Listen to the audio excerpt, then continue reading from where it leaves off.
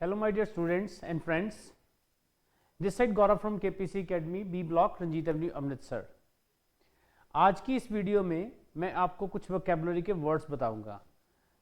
जो Q card की video साथ साथ चल रही हैं वो साथ एज इट इज ही चलती जाएंगी। जितना जितना मुझे टाइम मिलता जाएगा मैं क्यू कार्ड के ऊपर वीडियोस बना रहा हूँ और बनाता रहूँगा।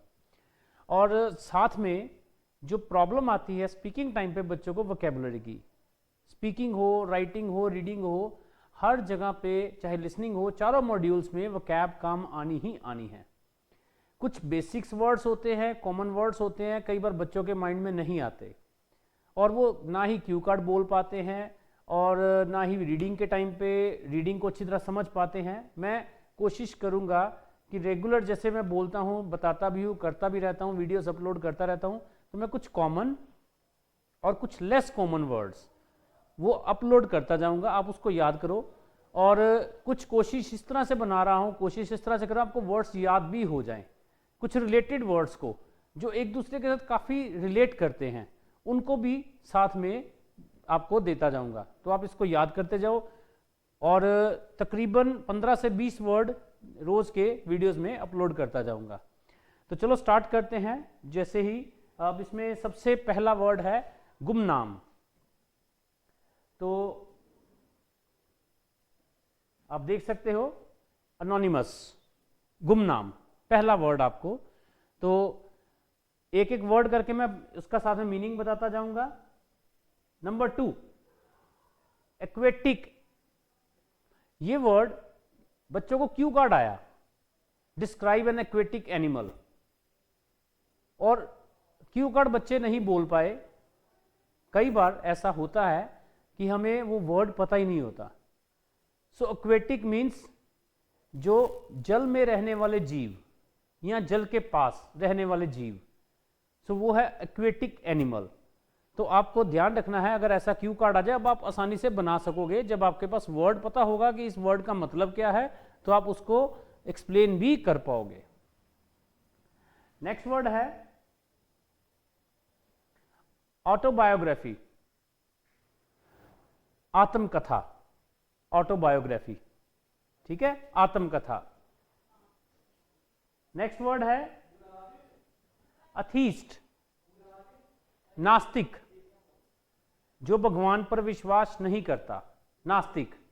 और अगर ए हटा दिया जाए, अब देखो इसके वर्ड जो साथ में मिलते जुलते वर्ड हैं, अगर साथ में याद रखना है तो साथ में मिलते जुलते वर्ड मैंने कोशिश इस तरह से सिमेट्री बनाने की है कि आपको साथ में मिलते जुलते वर्ड फटाफट याद हो जाएंगे।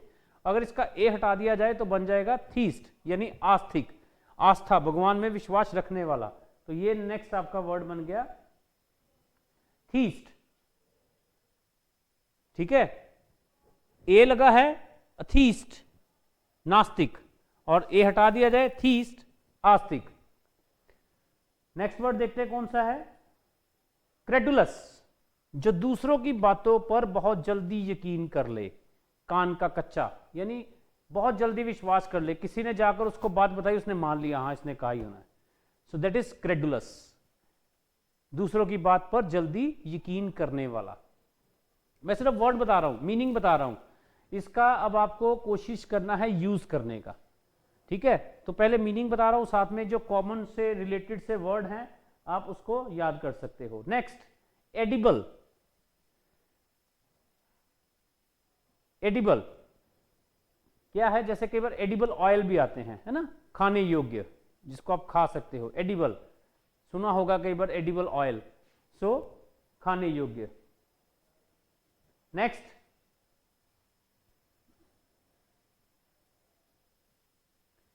नेक्स्ट वर्ड है इनएडिबल। अगर इसके आगे आई एन लगा दिया जाए तो आप समझ गए, इनएडिबल यानी ना खाने योग्य, इनएडिबल। तो ध्यान रखना है, जो किसी वर्ड के आगे आई एन लग गया तो उसके ओपोजिट बन गया, है ना। नेक्स्ट वर्ड देखते हैं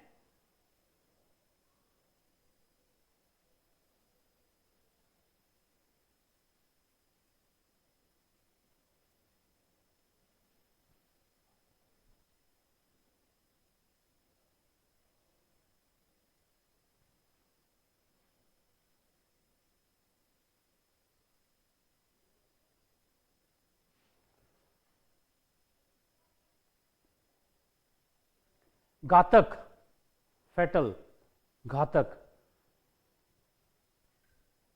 डेंजरस। नेक्स्ट है, दो वर्ड इकट्ठे स्किप हो गए।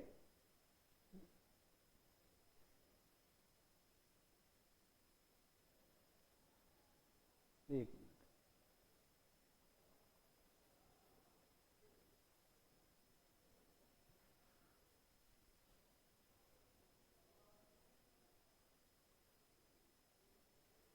यहां से आगे नेक्स्ट था, ये है एलिजिबल, योग्य, एलिजिबल, योग्य। और अगर इसके आगे हम आई एन लगा दें तो वो क्या बन जाएगा, इन एलिजिबल, अयोग्य, जो योग्य नहीं है। You are eligible for this post, तुम इस पोस्ट के लिए एलिजिबल हो। He is not eligible, he is ineligible for this post, वो इस पोस्ट के लिए एलिजिबल नहीं है, योग्य नहीं है। तो योग्य और योग्यता ना होना, दैट इज इन एलिजिबल। ये वर्ड हमने पहले मैंने बोल दिया, फेटल यानी घातक।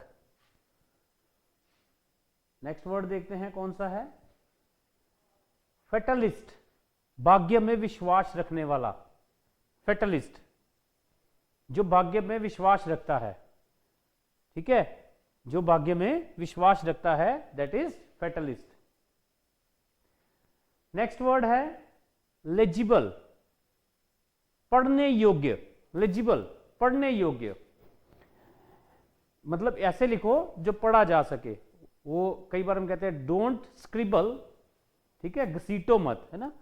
राइट लेजिबली, डोंट स्क्रिबल, साफ लिखो, घसीटो मत।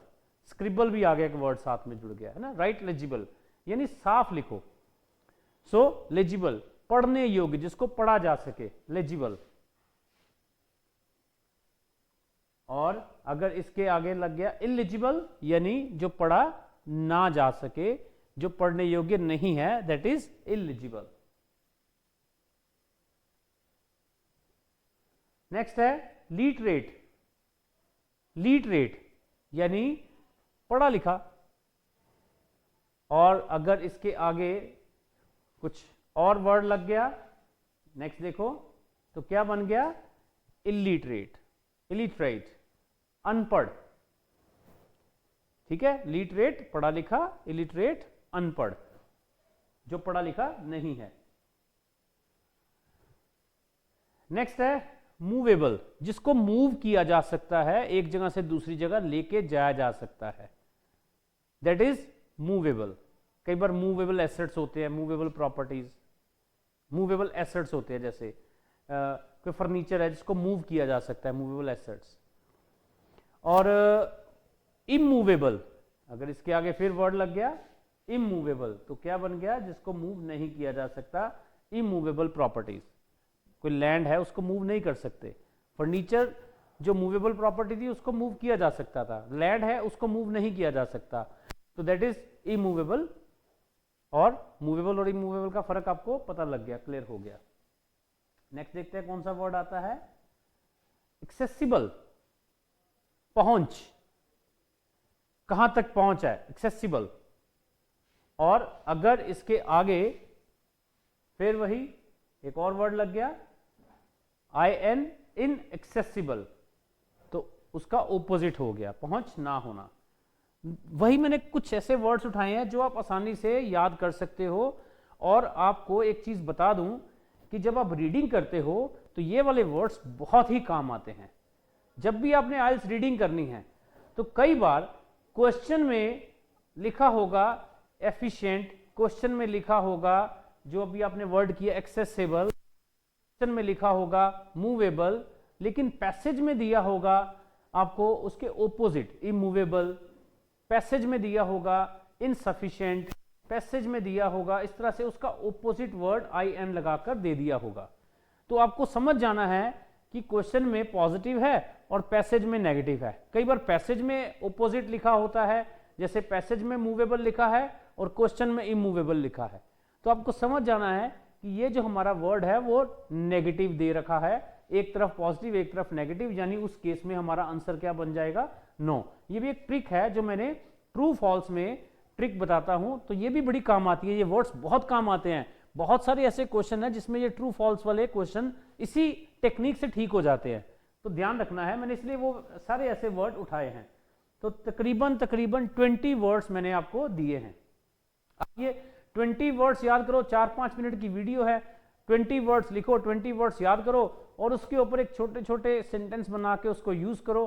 एक तो आपकी स्पीकिंग हो, रीडिंग हो, लिसनिंग हो, राइटिंग हो, चारों मॉड्यूल्स में आपको बहुत हेल्प मिलेगी, ये तो श्योर है। तो आज के लिए इतना ही काफी है। Thank you very much.